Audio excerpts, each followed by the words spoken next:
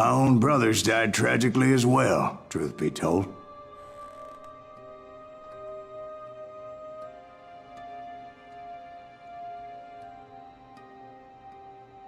It was 1868, and me and my older brothers were pulling a tidy profit running cattle into Juarez, Mexico. One night after my brothers retired for the evening, I found a little poker game in a cantina with a couple of cowboys. And I just couldn't lose. I even won an old Spanish coin that had to be 100 years old. Well, I was mighty pleased with myself the next morning as my brothers and I rode for Texas. But before we crossed the border, those cowboys caught up with us. It was Johnny Ringo, Roscoe Bob Bryant, and another asshole named Jim. They wanted their money back and everything else we had, including our lives, as those boys didn't want us coming for them later. Bob put that old Spanish coin in my mouth and said, "I won't have it said that I left you with nothing, boy." Well, those horses bolted, and there we hung as those bastards rode away. The branch finally snapped under the weight of the three of us, but being my older brothers were bigger and heavier, they were already dead. And right then I swore to myself that I would avenge them. Ringo you know about. But Bob eluded me, until I heard he was riding with the Wild Bunch.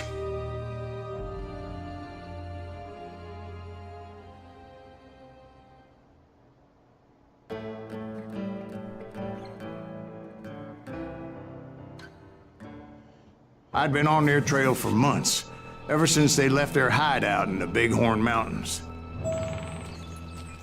Led by Butch Cassidy, they were a loose association of outlaws who robbed banks and trains from Colorado to Montana.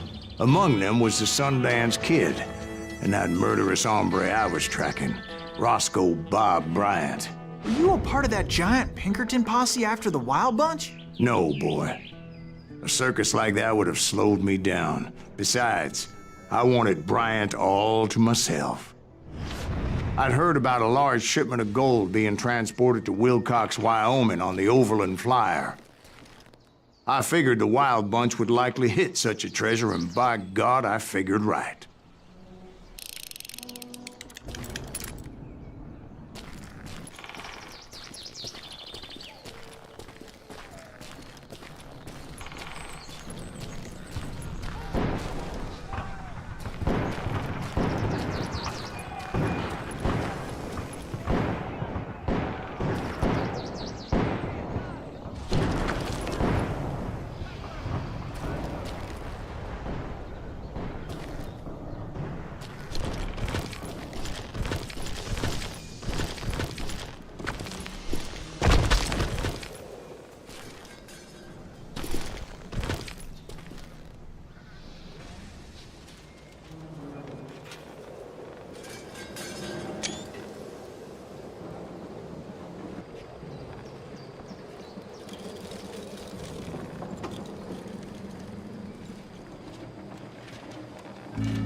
They blew the bridge with the intention of forcing the train to stop. Well, I assumed the Wild Bunch was likely in the still intact part of the train high above, so I had no choice but to make my way up through the passenger cars dangling down. I was determined to make that sumbitch Bob pay for what he did to my brothers.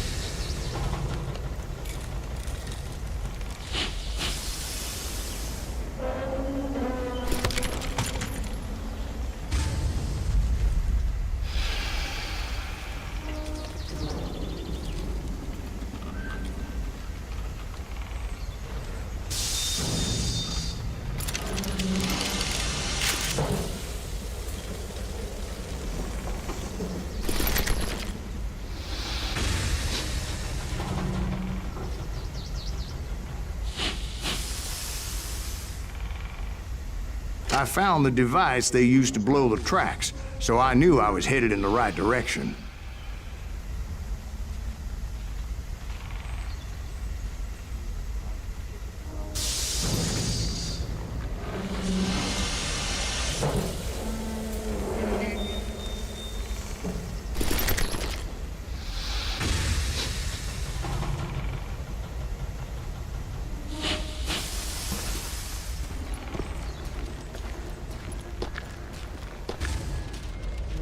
My ears are still ringing from blowing up that bridge.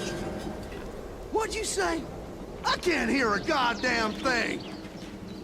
Well, I made my way off unscathed and came upon a few members of the gang and had no choice but to dispatch them.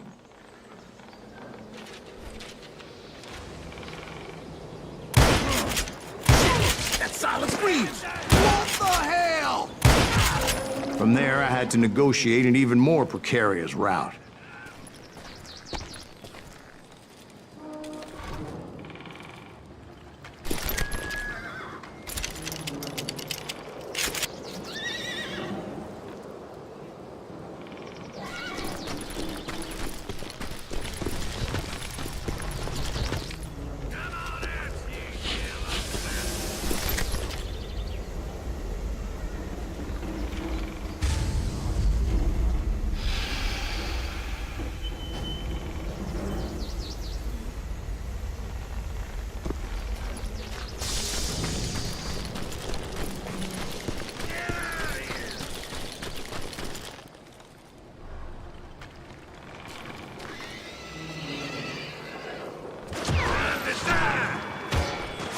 First, I would need to get my ass out of there.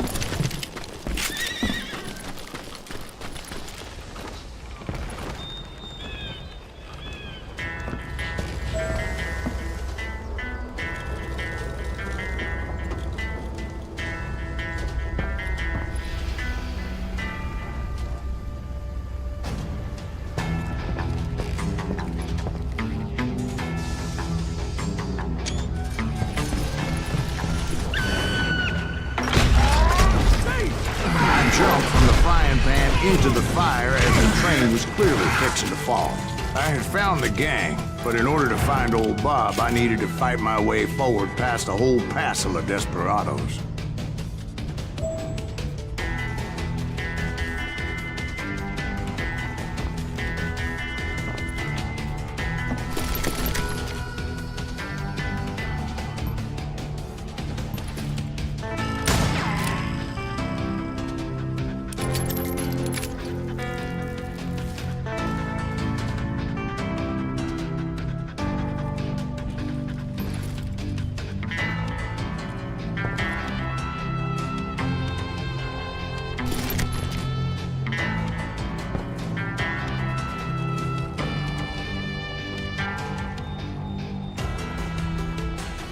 Outside, inside, any way I could, I made my way towards my prey.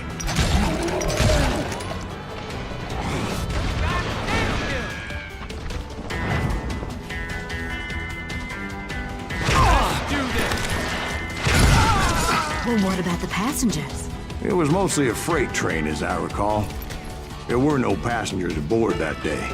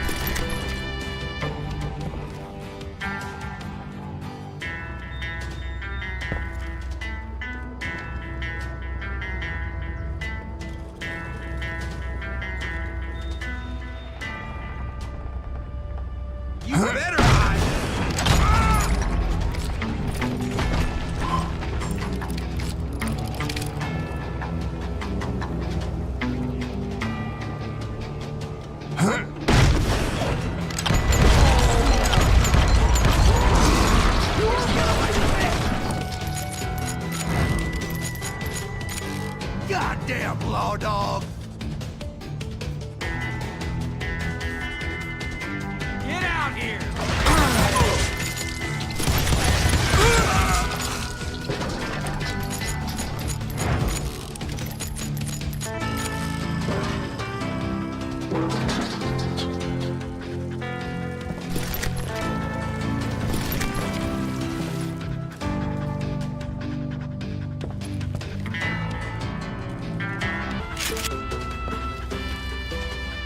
As I mentioned before, I am not fond of heights. But I was too busy dodging bullets to worry about falling to my death. Odds were I was likely to die that day anyway. So I was determined to take down as many of those bastards as I could. Sorry, son of a bitch! Show yourself, coward!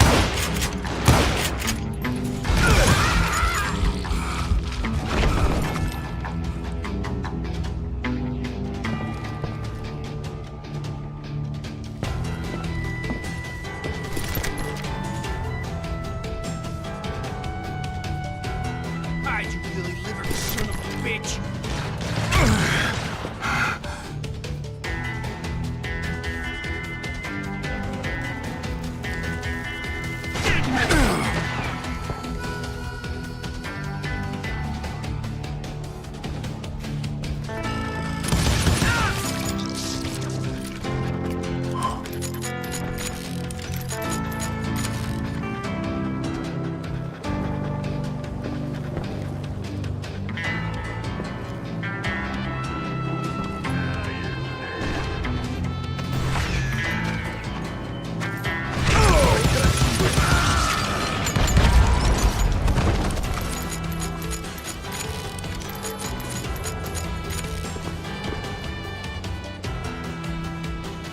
Times it was like shooting ducks in a shooting gallery. The only difference is these damn ducks shot back.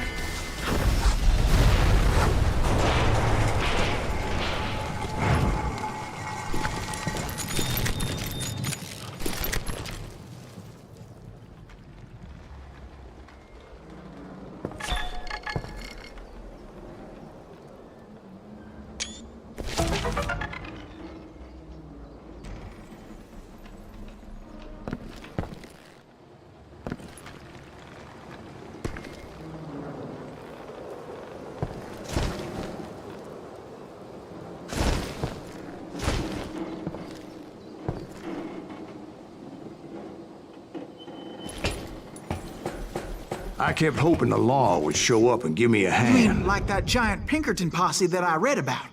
Did they come riding in, guns a-blazing to help?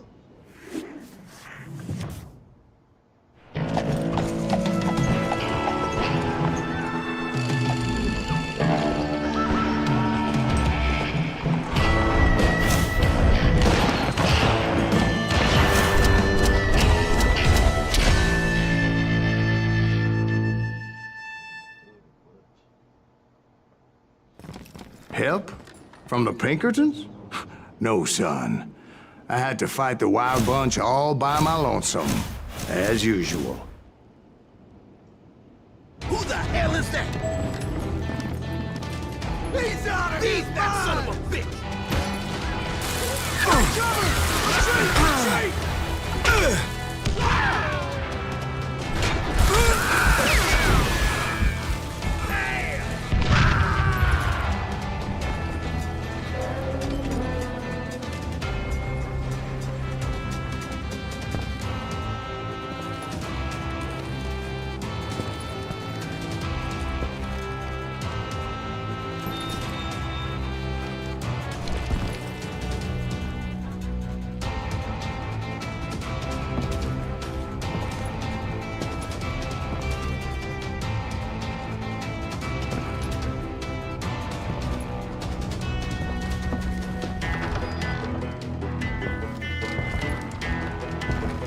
He's killing everybody!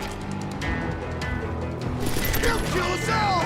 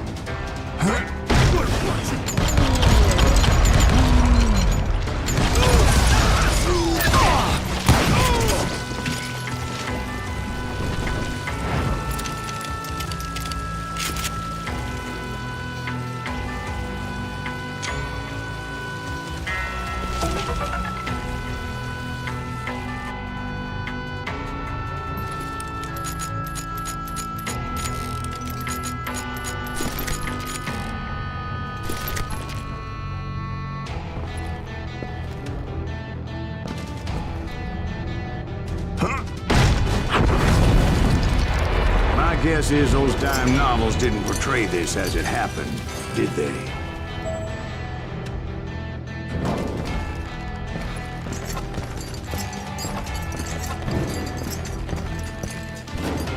Only a few stragglers would...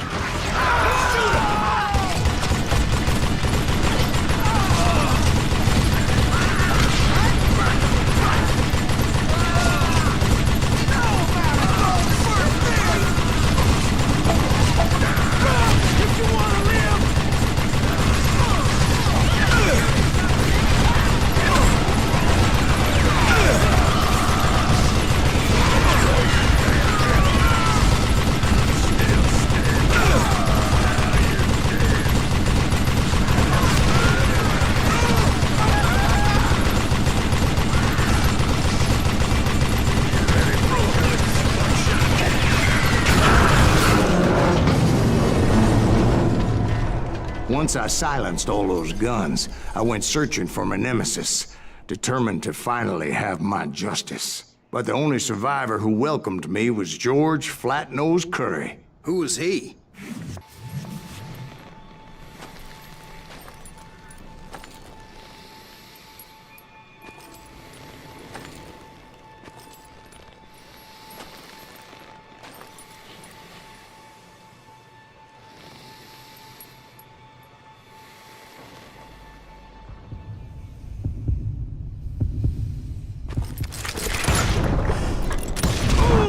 On that very same day, Butch Cassidy and the Sundance Kid decided to leave the Wild Bunch behind and decamped for South America.